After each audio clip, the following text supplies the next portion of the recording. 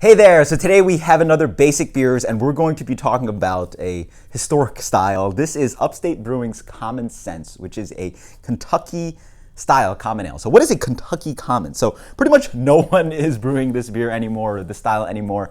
And under Beer Judge Certification Program on their guideline, it's actually under historical styles. So this is a historical American style that pretty much no one is doing anymore. So what is a Kentucky common? So pretty much this is sort of a amber, a little bit darker than your cream ale with some corn thrown into the beer. In between the Civil War and Prohibition, this was widely popular in the Louisville, Kentucky area. Between 1900 and Prohibition, 75% of the beer drank in that area was this beer, this style, the Kentucky Common. So really interesting stuff. We're looking back into history and people rebrewing the style.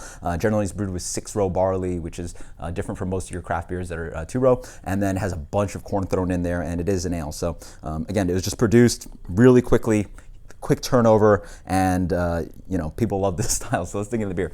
Beer comes in a beautiful kind of deep amber color, a little bit of ruby coming through in the light. It smells sweet, toasty, a little bit of caramel. Smells wonderful. Cheers. Shout out to Upstate again for sending me this can. Really excited to do a video about Kentucky Common because nobody really does this style anymore. But so initial impression is that now that I'm working for Blue Point, obviously I drink a good amount of toasted lager at the events I do, and yeah, you probably had something similar to this. Again, this is an ale, and the comparable style would be maybe something like a darker cream ale in production-wise, but really it drinks more like a amber lager, dark lager, maybe an Irish red ale. It just has a lot of malt to it. It drinks like toasted lager. Again, Blue Point toasted lager. It has similarities to that beer. A little bit of corn flavor, some toasty qualities up front, a nice breadiness, a really nice malt balance without being overly dominant. On the back end, there is a medium kind of bitterness to one. There's a medium minus bitterness. It really has a little bit of an aftertaste, a little bit of earthiness dancing in there. It's just really crisp, easy drinking beer.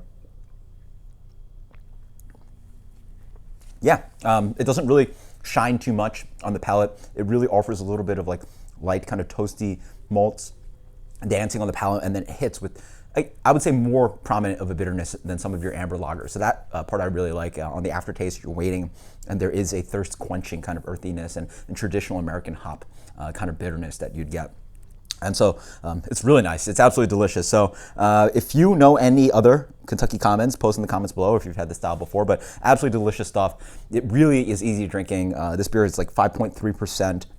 Maybe I'm too tired of pills. I want something a little bit more malt accentuated. This is a wonderful go-to. The corn flavor is actually not that prominent. Absolutely delicious. So post in your comments below if you know more about Kentucky Commons. Until next time, cheers. Later.